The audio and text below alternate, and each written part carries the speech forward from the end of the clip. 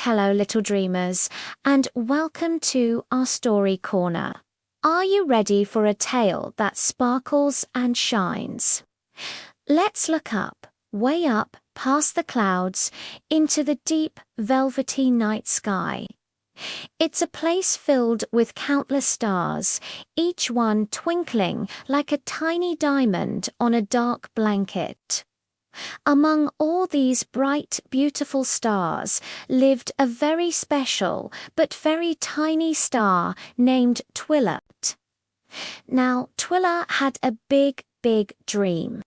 More than anything, she wanted to shine as brightly as all her friends, the big, bold stars that lit up the whole sky. But no matter how hard she tried, her light just stayed soft and gentle, like a tiny, shy candle flame. Every single night, she'd watch the other stars dance and sparkle, showing off their brilliant light for everyone to see. But little Twilla, she just flickered ever so slightly, almost like a sleepy firefly getting ready for bed. She felt small and a little sad, wondering if her light would ever be enough. Twilla was determined, though. She decided she would try everything she could think of to make her light bigger and brighter. First, she tried puffing up her cheeks and pushing with all her might, trying to force her glow to expand. But that didn't work. Next, she found a soft, fluffy cloud and tried to polish her points, hoping to make them gleam and sparkle. Still, her light remained small. Finally, feeling a bit discouraged, she floated over to the wise old moon, who always seemed to have the answers. "Mr. Moon," she asked, "how can I shine as brightly as the others?" The moon smiled a kind, gentle smile that lit up the whole sky. He looked at Twilla and said softly, "Little star, you're looking in the wrong place. Sometimes the brightest lights don't come from trying to be big. They come from the kindest hearts." Twilla was a bit confused by this. What did kindness have to do with shining? She didn't understand. At least, not yet. One particularly cold and dark night, something happened that would change everything for Twilla. Down on the earth below, a little boy had wandered too far into a snowy forest while playing.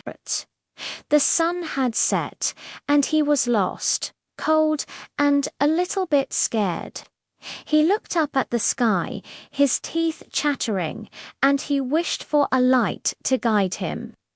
From her spot high above, Twilla noticed the lonely little figure. Her heart, her tiny star heart, filled with a great big feeling of worry and compassion for the boy. And in that very moment, something magical happened. Without even trying, her light suddenly grew stronger and brighter than it had ever been before. It wasn't a huge, dazzling light, but it was steady and warm. "Follow me," she seemed to whisper on the wind. The little boy saw her gentle, guiding glow, and a glimmer of hope sparked in his heart. He started to walk, keeping his eyes fixed on Twilla's light. She led him carefully through the twisting, snow-covered trees, making sure he didn't trip on any roots. She guided him down a gentle hill, her light bobbing like a friendly lantern. She floated ahead of him as he walked past a frozen pond, its surface reflecting her newfound brightness. She led him on and on, until finally he saw a familiar warm light ahead. It was his home. His family rushed out, cheering and hugging him tight, so relieved he was safe.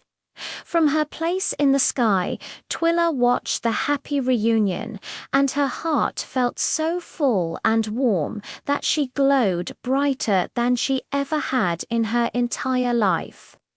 The wise old moon, who had been watching the whole time, beamed proudly down at her. "Do you see now, little one?" the moon said, his voice full of warmth. "A star shines its brightest when it has a purpose, when it shines for someone else." And from that magical night on, Twilla understood. Her light wasn't small, it was special. It was a light of kindness and hope, and she never ever doubted her own special glow again. She became the little star that lost travelers looked for, the North Star of kindness. Thank you for joining our story time today.